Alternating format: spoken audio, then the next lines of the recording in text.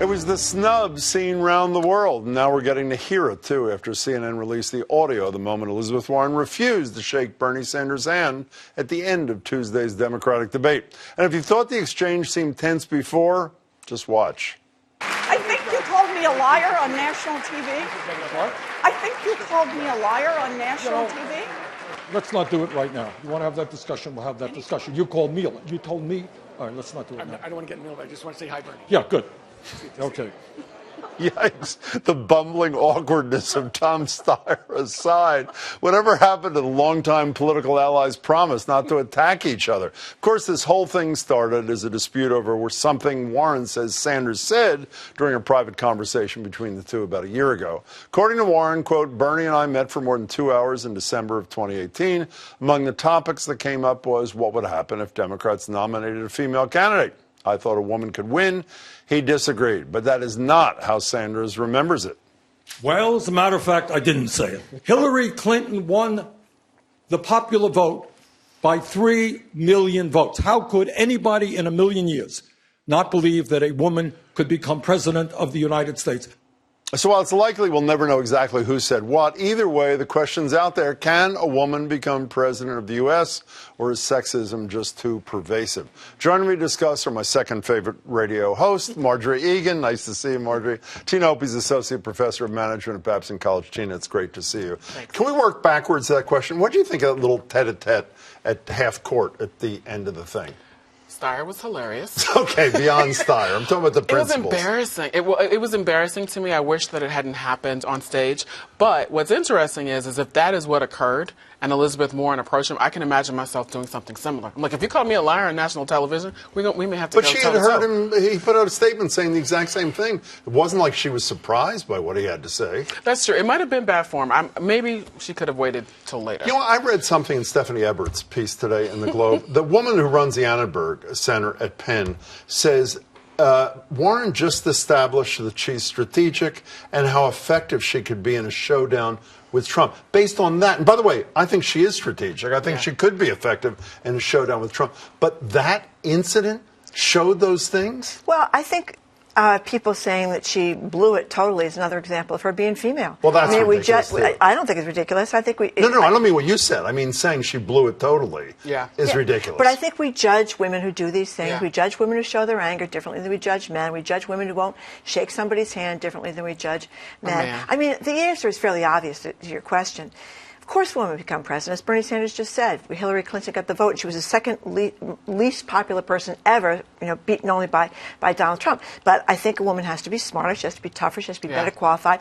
Just like a black guy. I mean, Barack Obama was an unusual candidate. Yeah. Had he not been so smart, prepared, charismatic, and all that kind of stuff, he couldn't have won either. So I think yes, you can have a woman, but I've heard a million people say Elizabeth Warren can't beat Donald Trump. Right. So, you're nodding in agreement with Margery, most liberal state in the country. I mean, Jane Swift was sitting there last night. She was not elected to governor. Mm-hmm. She rose to governor. She was elected to lieutenant governor. We had an abysmal record of electing women until a handful of years ago. Mm-hmm. We haven't elected a woman governor. Look at this poll that came out from Ipsos in June. Shows what frauds some people are. Are you comfortable with a female president? 74% say yes. Of the same people, are your neighbors comfortable with it? Virtually none of them are.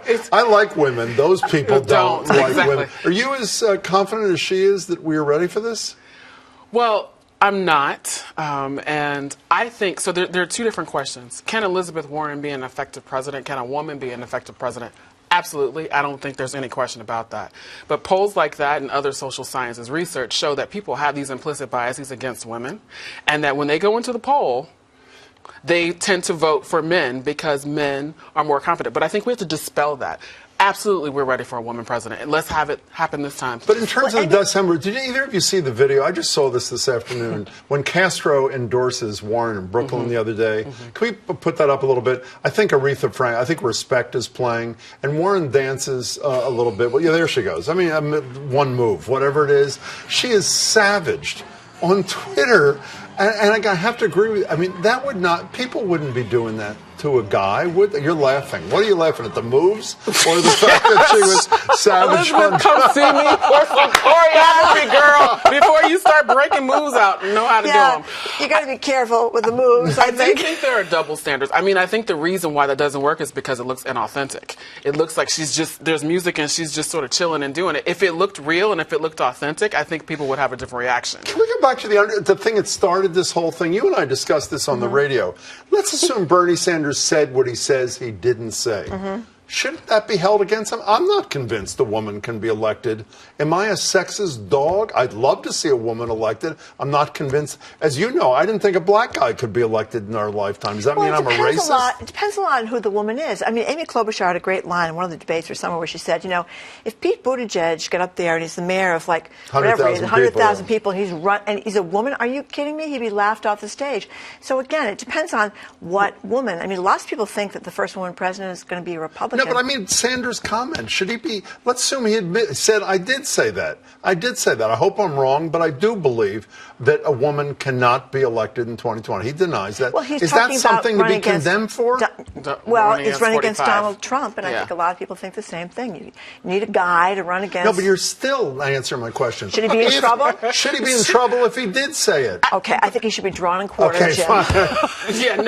I think what Bernie's, if he said it, now there's an issue. If he lied about it, I think that's a different issue. But if he said it, my reading of what he meant was that he doesn't think the country would elect a woman if they ran against 45. Not that he personally believes a woman is not qualified to be president. If it is the latter, then yeah, he should be quartered. But if it's the former, I think he's articulating what many people say behind closed doors, unfortunately. Can I also pick up on something you said a minute ago, is you think a woman could be just as effective as a man as president. I mean, I can't believe anybody could disagree with that, even though they would. However, Margery and I just finished watching 4 hours of America's Great Divide on Frontline. The first 2 hours is on how racism exploded when America finally decided to elect a black president. Is it not, would misogyny not explode if a woman, forget who the woman is, ultimately was voted in office by the American people? Why would the parallel not be there? I was literally having this conversation with a WGBH employee on the way in. Can I say his name? Sure. Hey, Darwood, what's up? We were just talking about this. I think that would likely happen in terms of, because it's happened throughout history. After the period of Reconstruction, after the period of the Civil Rights Movement, after the period of women's movement, there's always been a pendulum that has swung back. So I would expect that. I would anticipate that. Though honestly, looking at some of the statistics and the Me Too movement, what else could happen? You buy that? I think the Twitterverse, so-called, has been vicious toward Elizabeth Warren over this whole thing. And I remember when Hillary Clinton ran, you had Chris Matthews on MSNBC. Yeah. People were talking about her cankles. Yeah. I mean, it was unbelievable that they would just seem to be free to criticize everything she did. So I think there's a lot more. Elizabeth Warren wears the same thing every day. Yes. So that's kind of eliminated criticizing what she wears because it's black shirt, black pants. Uniform. She has a uniform. Yeah. I mean, how much time do we spend talking about Hillary Clinton's outfits, pantsuits, hairdos? Leave me out of it. Well, if we can change gears totally for a second, since you're Why is here, everybody Tina. talking about Tom Steyer's plaid tie? What was that all about? Christmas is over. He's out there How about ridiculous staring plaid at the tie. camera nonstop? That's for another night. You've written and spoken about the cultural significance of black hair, discrimination in the workplace against black women because of their hair. Yes. Congresswoman Ayanna Pressley just made this amazing video that appeared on The Root, where she reveals for the first time that she has alopecia, a disease that causes sudden hair loss. This is just 20 seconds of this amazing thing. Watch. I immediately knew that I was going to want to, when I felt ready, go public, because I felt like I owed all those little girls an explanation. My husband says I don't, that everything doesn't have to be political. The reality is that I'm black, and I'm a black woman, and I'm a black woman in politics. And everything I do is political. When she was referencing the little girls, by the way, she's talking about little girls who loved her braids. And here's the big reveal in that same video, by the way. What's your reflection on this 7 minutes? I was almost brought to tears. I mean, as you mentioned, I do research in this area. This is actually, I don't have alopecia, but black hair with women in particular is very important.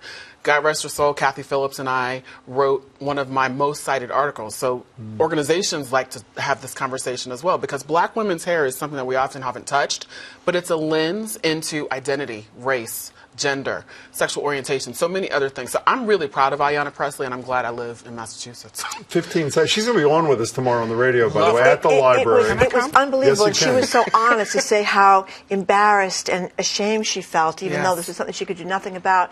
And I think for any woman, your hair is such a big deal. Having to look good is such a big deal, and I think the courage it took to do that. And you know something?